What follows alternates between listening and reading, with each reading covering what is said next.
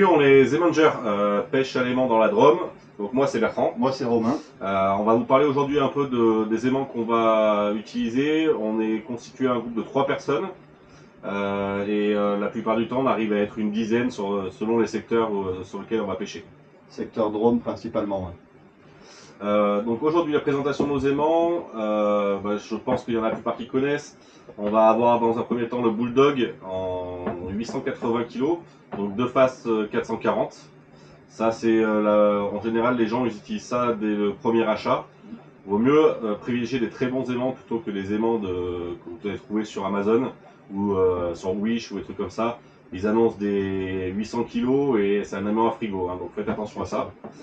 L'aimant est constitué donc de deux faces, 440 et 440 kg. Après vous allez avoir donc la... oui, Le 1000 j'ai pas le nom moi celui-là. Terror je crois de mémoire. Oui. 1000 kg, donc ça c'est un aimant en 360. On va avoir donc toutes les faces qui vont permettre de pouvoir gripper les objets. Et on finit par le Beast en 1400 kg. C'est l'avant-dernier aimant le plus puissant qui existe pour le moment. Voilà, donc 360 aussi. Une belle galère. Une belle galère à quand nettoyer. on est tout seul et à nettoyer aussi. N'oubliez pas de nettoyer surtout quand vous avez terminé votre pêche. Là tout à l'heure on a fait vous verrez dans la vidéo, on a fait un petit nettoyage. Ça faisait une semaine qu'on n'avait pas fait le nettoyage de cet aimant-là. La boue s'était colmatée sur l'aimant et c'était assez compliqué à nettoyer. Ouais, puis même peut-être enlever à chaque fois que tu le sors de l'eau, tu as des merdes, les enlever le maximum. Voilà. Parce que... Donc Romain va utiliser lui une petite boîte avec ses rangements, ses cordes. Moi j'ai plutôt utilisé directement un Touré qu'on trouve dans les supermarchés. Alors voilà, des petits Tourés tout simples, hein, et ça, on les achète du coup sans fil électrique, hein, ils sont à nu, il n'y a aucun souci et c'est plutôt pratique à trimballer. Et le mieux c'est carrément le diable comme il a Romain. Sur roulette ça va bien, ouais. C'est bien pratique. C'est pratique, ça coûte pas forcément très cher. Ensuite il va y avoir des cordes, attention. Alors déjà, on va parler d'un site qui est très bien pour la pêche à l'aimant, c'est Maison de la Détection. Voilà, vous avez retrouvé le petit logo ici. La petite pub. Aimants de la Détection, ils vont vous vendre les aimants en pack la plupart du temps. Et ils vont mettre des cordes en 8 mm sur le 360, en 1000, voire même le 1400 kg. Par contre, sur pas un pack, mais achetez-le différencié. Parce que du coup, prenez au moins la 10 mm, qui est quand même bien plus solide si vous avez besoin de treuiller ou autre. Hein, ça casse moins vite en 10 mm. Même au froissement. Même à l'abrasion, ouais, tout à fait. Une chose qu'on va parler sur les aimants 360, il y a une cloche qui va venir protéger l'aimant. L'aimant est vendu sans la cloche, donc bien pensez à acheter la cloche, parce qu'en une sortie, vous n'avez plus d'aimant dans votre aimant. Hein. À savoir aussi que... je vais vous montrer. Voilà. Ça ne monte pas. On voit bien la cloche. Et on voit bien qu'il est abîmé aussi. Voilà. Donc là, il s'est un peu cassé ici, quand il colle. Donc on essaiera de faire une vidéo également sur comment mettre la cloche vissée. Il en existe quand même pas mal. On essaie de trouver un moyen au niveau du boulon que vous allez avoir ici. Vous avez la vis qui rentre à l'intérieur, le boulon qui sort. Et la grosse problématique c'est pour le serrage. Quand vous allez prendre une clé, ça va directement s'aimanter. Mettez pas un doigt au milieu, vous cassez carrément le doigt. Hein. Si tu veux faire une démo, tu as la clé derrière. Non, ça va le faire. C'est gentil. Voilà, donc après, au niveau des nœuds, moi j'ai acheté une corde d'escalade parce que j'avais abîmé ma corde en tirant avec le treuil. On était sur une voiture coincée, tiré au treuil, et ça venait pas. La corde, dans un premier temps, elle a cassé un endroit, on a réussi à la récupérer pour la ressortir. Du coup, j'ai acheté une corde d'escalade. On a fait un nœud classique, par contre, on a mis du scotch au bout. Ça évite que quand vous avez un objet dans le fond, il vienne se prendre dans la boucle que vous avez ici et vous perdez complètement votre aimant. Si c'est une chose qui fait plus d'une tonne, vous ne remonterez jamais. Hein. Donc voilà, faites très attention à ça. Le boulon, faites gaffe aussi en termes de serrage au niveau des doigts. On va, je vous dis, essayer de trouver une technique pour vous montrer, pour arriver à le serrer sans difficulté et sans se faire mal sans. Ce serait pas mal.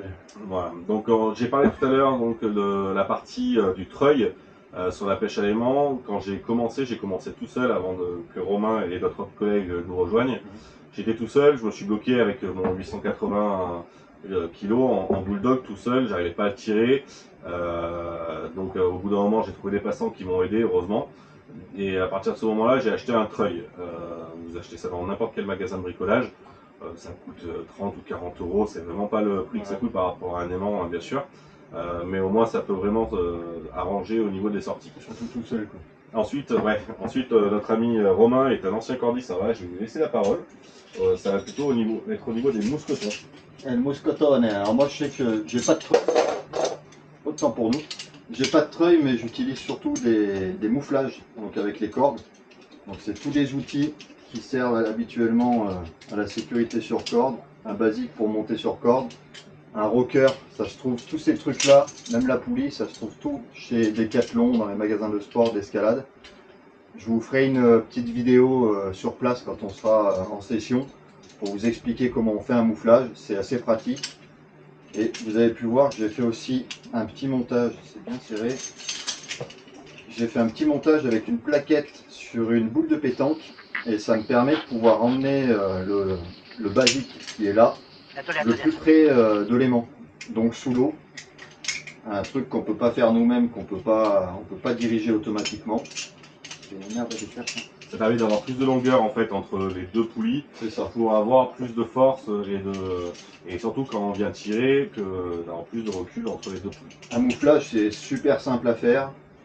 C'est des allers-retours entre les cordes. Avec des mousquetons, ça peut être fait tout simplement, sachant que les mousquetons ça bloque pas, donc c'est moins facile. Mais ça, c'est le seul élément. Vous pouvez avoir juste un élément, un basique et 3 autres mousquetons sans poulie. Il y a de quoi faire un mouflage largement pour tirer. Ça divise, chaque aller-retour divise la force par 2. Donc c'est quand même assez costaud.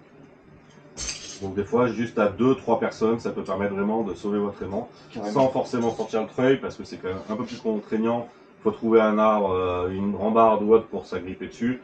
Le mouflage, vous pouvez le faire avec simplement une barre piquée dans le sol et retenue par un des mousquetons. C'est plus léger. Et c'est plus léger, c'est moins.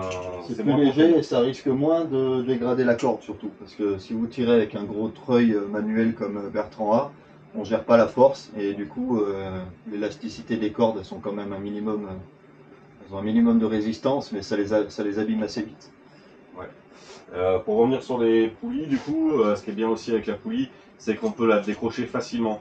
Une fois que vous avez commencé à tirer avec un treuil, que votre treuil est bloqué, à part couper la corde, il n'y a pas de solution. Le système d'ouvrir, décaler l'enroulement, franchement, une fois que c'est tendu, pour désamorcer, c'est fini. Une poulie, ça reste toujours un petit coup sec. On arrive à la débloquer et ça reste plus facile. Le treuil, c'est sur les doigts, sur la corde. Voilà, nous ça nous est arrivé pas plus tard qu'il y a 15 jours de tomber sur une moto dans le run. On a été donc au départ 4-5 à tirer dessus. On a utilisé la poulie, on n'arrivait plus du tout à le bouger avec la poulie. On a agrémenté avec le treuil, donc on a divisé la force. Elle a été complètement envasée, hein, donc c'est même pas l'aimant qui l'a sorti. En l'occurrence, c'est ce que j'expliquais tout à l'heure. C'est que au niveau de la boucle, la poignée était venue se mettre dans la boucle, et c'est grâce à ça qu'on l'a sorti, sinon elle restait au fond de l'eau. C'était une moto qui avait au moins 30 ans, ça datait de 1970, donc je dis au moins 30 ans si c'est pas 50, vu l'état dans lequel on l'a ressorti. Tout ça pour dire qu'on a dû coupler ça, plus le treuil pour arriver à dégager. Donc ne partez surtout pas à deux. Ça reste compliqué à deux, à part sur des petits éléments, on va dire comme le 880. Oui. Mais dès que vous tapez dans des 360, il faut au minimum être 3 voire 4. Ouais, toujours un coup de main pour tirer. Exactement. Ouais. Autre chose importante pour nous, quand vous faites une session, pensez à la rubalise. C'est super important. Quand vous laissez des gros objets au bord de la rivière, que vous n'avez pas la possibilité de le mettre dans un véhicule, mettez un coup de rubalise. Ça évite que les enfants viennent s'amuser dans les métaux tout rouillés. C'est ça, puis pas oublier de le signaler pour récupérer, pas laisser ses au milieu et laisser tout et s'en aller, quoi. La mission, ça fait partie aussi d'évacuer, quoi. Donc nous, on a la chance d'avoir sur les sites des mairies de notre région la possibilité de mettre qu'il y a des déchets à les récupérer. On met des photos principalement avec un point GPS et souvent, sous 2-3 jours, c'est enlevé par les mairies. Donc on les remercie d'ailleurs de ce petit côté enlever les déchets parce qu'on n'a pas le véhicule adapté à une vieille moto. Voilà. Donc, ça rend bien service. Ça rend service. On met ça. Petit crochet, on a Petit crochet, ouais, on peut. Moi, ça me sert de grappin. Alors, Bertrand a laissé son grappin au fond de l'eau, donc on ne montrera pas le sien. Mais ça, moi, c'est mon petit crochet. Alors, ceux qui connaissent un peu l'escalade ou les choses comme ça, c'est un crochet d'escalade fait maison. Hop. Donc, c'est assez simple. À la base, nous, on s'en sert pour faire un pendulaire, pour récupérer un ancrage ou des choses comme ça. Ça, c'est pareil. Des fois, je le mets au niveau de la corde. Ça peut toujours aider à gripper quand on sort une charge un peu lourde.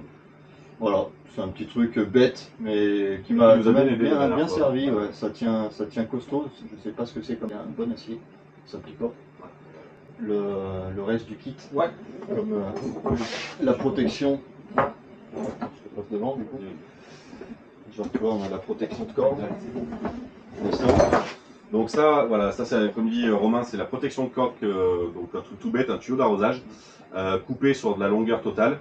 On vient y positionner en fait la corde à l'intérieur. Bon, je ne le fais pas sur la totalité, hein. Vous avez compris le principe. Et l'avantage, c'est que quand vous allez être directement besoin de tirer contre quelque chose, ça évite que la corde s'use. Là, c'est le tuyau qui prend quand le vous choc. avez des angles ou des choses comme ça. Voilà, Ouais. surtout sur les angles. Hein. Les cordes, comme on disait, les cordes orange ont tendance à vraiment être abrasives. Au moindre coup contre un truc en béton, vous êtes sûr qu'elle va s'y filocher. Donc ça, c'est vraiment indispensable. C'est vrai que tu as bien fait d'en parler parce que c'est vraiment Ça va bien. important. Ouais. Moi, je sais pas, je connais pas la résistance des cordes qu'ils vendent avec les aimants. Je sais pas ce que ça vaut Je crois que vraiment. il me semble que c'est des 1000 kilos si je dis pas d'anneries. 1000 Sur kilos, ouais, c'est sur que dalle. c'est pas grand chose. C'est surtout la résistance à l'abrasion. Je sais qu'une corde, par exemple, d'escalade ou de spéléo sera plus adaptée à l'abrasion. Donc, si vous frottez contre une paroi, un muret ou un truc comme ça, quand vous êtes, selon la condition là où vous êtes, ça risque de vite claquer. Donc, une corde de spéléo ou une chose comme ça résiste vraiment bien. Ça peut s'abîmer, hein. Je dis pas que c'est irrésistible, mais ça encaisse mieux. Après, une grosse corde de camion qui peut être toujours intéressant pour faire un nœud, justement pour après venir prendre avec Le sangle de levage. voilà, Ouais. le sangle de levage et prendre directement après le treuil. Avec des anneaux comme ça, c'est plutôt pas mal. Des petites goupilles, des mousquetons. Les mousquetons, jamais d'alu parce que vu que ça force tout le temps, on a vite fait de les flinguer. Et puis voilà, on est pas voilà, et trop puis mal, les gants, indispensables aussi. Même avec des gants, on arrive à avoir des écharpes dans les doigts. Essayez de mettre au maximum des pantalons quand vous allez à la pêche aussi. Chaussures fermées, c'est quand même vachement important. Et puis voilà, il y a des choses aussi qui sont très dangereuses, il faut faire super gaffe. Tout ce qui va être balles, là donc elles sont désamorcées, c'est pour ça qu'on se permet de les mettre comme ça. Les balles, tout ce qui est munitions, tout ce qui va être obus et compagnie, franchement faites attention. Jouez pas votre vie, surtout ne les ramenez pas avec vous. Appelez la police, ils appelleront des mineurs. Il n'y a rien de plus fragile. Voilà, c'est très très instable, c'est des choses qui ont plus de 60 ans dans l'eau. Ça a beau être étanche, justement, les amorces peuvent encore marcher. Donc comme on a dit, là, les amorces, il n'y en a plus, donc c'est pour ça, il n'y a pas de souci. Donc c'est un armurier qui nous a désamorcé justement pour les garder et pouvoir les mettre en avant et en démo pour vous dire bien de faire attention. Ouais, le but c'est de dépolluer. Voilà notre première vidéo, en tout cas j'espère que ça vous aura plu. Alors désolé, vu qu'on a eu un petit problème technique au niveau de notre vidéo, on termine notre vidéo du coup avec un petit message vocal avec quelques photos en vue. Je vous remercie en tout cas de nous avoir suivis tout au long de notre première vidéo et j'espère que cela vous aura plu. On va refaire de nouvelles vidéos par la suite avec, comme je vous disais je crois auparavant, des conseils sur les nœuds à effectuer lors de vos pêches et surtout par rapport à comment le fixer contre un arbre ou autre pour le défaire facilement. Si vous avez besoin de tirer un treuil ou autre, parce que des nœuds, double nœuds, c'est très compliqué à pouvoir enlever. Voilà, j'espère que tout ça vous aura plu. N'hésitez pas à nous mettre un petit pouce bleu, à liker nos vidéos, etc. Allez, salut!